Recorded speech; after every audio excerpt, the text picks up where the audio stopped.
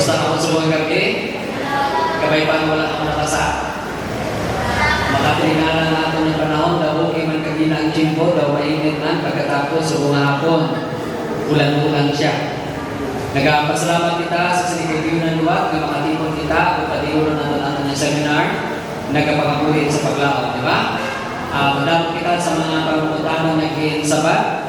Kagabay punta na hindi nakabulig sa inyo sa paghamok sa importante na magbutang bahin sa ating pagbulig. Ang unang nga gabi, ano pamangkot kaging sabat natin? Sino ang Diyos? Ikaduha nga gabi, nga ay maglantos. Kagabi, walay krimen. Ha? Subong gabi, padayon na natin ato niya pagtuon, pinagi naman sa pagsabat sa isa ka palamangutanon. Ang pamangkot subong gabi, nagasiling siya nga amay nga magpahuway. Sa inyo mga kabyanan, kinahanglanon ang pagpahuway sa inyo lang. Okay lang ang sige-sige trabaho, wala pahuway. Nga ang kinahanglan kita magpahuway. Kilala nyo ni? Kilala nyo hindi? Si Dr. Willie O. Tungod kay active siya sa iyang mga social media accounts, particularly sa iyang YouTube channel, sa iyang Facebook. Hindi siya makatulog. Damo ang nag-criticize sa iya. Damo ka na naghahambal sa mga positibong mabutang bahin sa iya. Pero damo din ang mga naghahambal sa mga negatibong mabutang sa iya, batok sa iya. So tungkol sila, nagreklamo siya ang niya, hindi siya katulog. Hindi siya kapahuway. Hasta nagdiskubrihan ka may ano siya, may cancer, di ba? Sa diri, daw tamo pa iyang buhok, pero subok, kalbo na siya. Di ba lang mamadalagan siya bilang senador, pero nag-withdraw siya sa iyang kandidatura, tungkol kay hamba niya, mapaayo lang din siya anay. Delikado mga kabyanan, mga kauturan na ginatawagan, no? Hindi ka magpahuway. Kaya hindi siya magadala sa ato sa pagbalatian. Diba? Ako na naging kita sa siyensya, tugang sa ato ng mga health lectures din, dinisinyo sa Diyos na may aragabi. Diba? Agod na makatulog kita. Kagabi, hinahanglan dulog. Ang problema sa tao, kaya agabi, hindi mo niya masana, bisan matulog kita masana, ang nagkakatong makabyanan, ang masanag na pagtulog natin, iya sina kinadisturbo ang imo lawas, bahin sa kung paano niya i-repair ang iya kagaling. Kaya niya lawas, makatilingala ng itugay din sa Diyos na may kapabilidad ini sa pagkaayo sa iya kagalingon.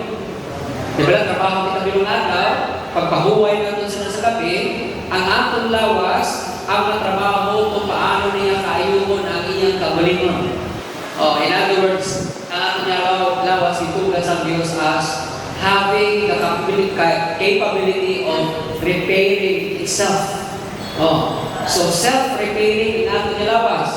Pero kung gasanag ang suga, kung magtulog ka sa gabi, ikaw parehas ka na, mura ka natulog, wala ka kapahuway. Iyan ang disturbohon ang abilidad sa atong lawas sa pagkaayo sa iyang kahulingon. So, ako nang natabo kay Dr. Willie O, kung doktor siya, pero tungkol kaya hindi siya makapahuway, tungkol kay damo sa mga nag-criticize sa iya, damo ang mga negatibo, mga bulubon, yung ginahambal bakok sa iya, na-stress siya, at the same time, hindi siya katulog, nagka-cancer siya. So, habang niya maayon man lang subong, kahit na okay na siya, padayon ang iyang pagpaayo, pero subungkal muna rin siya ng kabyanan. So, ginatawag na pagpahuway, importante. Nag-aamon pa ako sinidri sa sumab, may amon niya ako sinid. Wala na halos sa mga talamnan na rin, no?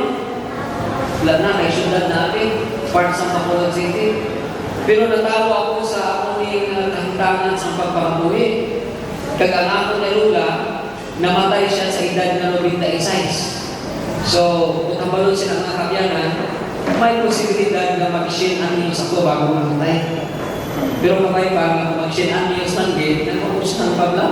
Ang problema ko kay Lula, kay 96 to ang edad, pero hindi ko na maintindihan.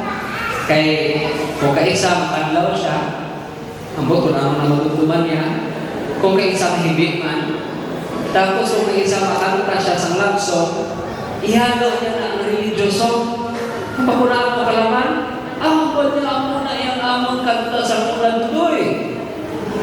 Di kung kaisa makilala niya, kung kaisa hindi man, bako, ang lalaking galiya ko mag-26 anyos, no? Kaya kung tawarawan mo siya, taglawan na niya. Tapos, dugay-dugay, mahibi naman siya. Kung kaisa, kilala ka niya. Kung kaisa, hindi ka man niya kilala. Tapos, makanta siya. Kanta na siya sa mga love songs, mga kumpuso mo lang. Tapos, kanta naman siya sa religious song. Ha? Sino na din sa inyo nag-ingad sa 80 anyos? 80 anyos na? So daw, lapit na na no, mag-26, lapit na na. 16 anyos na lang, bro. Bro? 16 anyos na lang, 26 na na.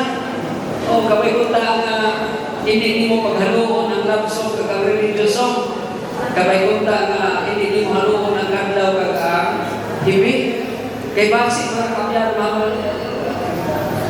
na nagtigulang mo, di ba? So, kapay pamindi na. So, lisuto nga ako niya Lula, kaya nasanay siya sa amo nila pangabuhi. Bala nyo ba na natabo sa iya? Taas din ako Lula, taas ako siya sa akon. Ako lang niya ang wala nakasunod sa height niya. Wala akong kasunod sa height sa akong papa, dito yan sa akong mama. Tigyan nga akong mama, mga 5 lang. Wala ko yung kasunod sa kahay ni Papa, kay Mama lang din ako. So, ano mo kay ako na? Pero simula ko, ako nang iyang pamamuhi. So, sige siya tanong, ako na araw-araw, ako na iyang pamamuhi. Hasta sa pamili, hindi na siya makalakad sa pamuli. Bisan paglakad, ako na lang hindi. Kag sa pamili, hasta na nagtulog na lang siya sa duta na nag-aamuli. Kaya namatay naman. So, lisod ko yung mga kabyanan, kung hindi ka magpahamoy. Sanayan niyo inyong nagpapalit ng kakay sinakay. Diri-diritso na dahil. Hasta ka nagpalapit ka dito sa duta.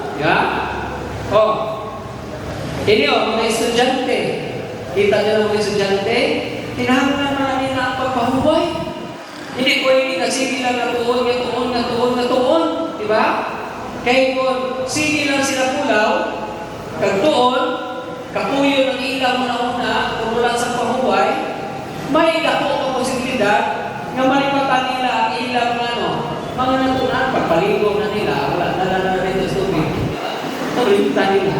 So, kinahanglan man ang pagpahuway. Minsan gari-nagari, sa sige mo nagamit sa nagari, anong nakatapos sila? Mahabol na, diba? Bisan ang binangon, sige mo na ngalabo, ano siya? Mahabol. Amo na, ngalagari, kung habol na, ano mo na siya? Balangol na siya. Kung ang binangon, mahabol, ano mo na siya? Maidol mo na siya. Diba? Amo na, ang atong nilawas, nagkikinahanglan man sa ginatawag na pahuway. Karong na gabi, istoryahan natin ang pahuway na ginahambal sa wala na kasalatan. Ginatawag na siya sa English na Sabbath. Ano pala yung ginatawag na Sabbath? So, sa wala na kasalatan na ginatawag na pahuway, ginatawag na siya Sabbath or Sabbath rest. Ano ang klase sa pahuway ang ginahambal sa wala na kasalatan? Ang mga ginatawag na 1 full day of rest each day, each week. Bilogin nga isang adlaw nga pahuway sa isang semana. So once a week, may 1 full day rest. Amo na ginatawag na Sabbath rest. Kag hindi ka nga isang adlaw na bilog na magpahuway ka, kundi hindi pagpahuway na hilway ka sa paghimo sa mga trabaho. Hindi ka magtrabaho. Ang iba nag-usap, pahuway mo to, pero sige nga po, kung manuyata na kamo, di ba? Kahigda mo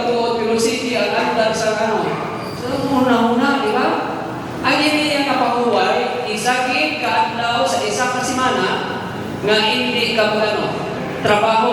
So, amo ni ang ginahambal sa lahat ng kasulatan nga pahuway.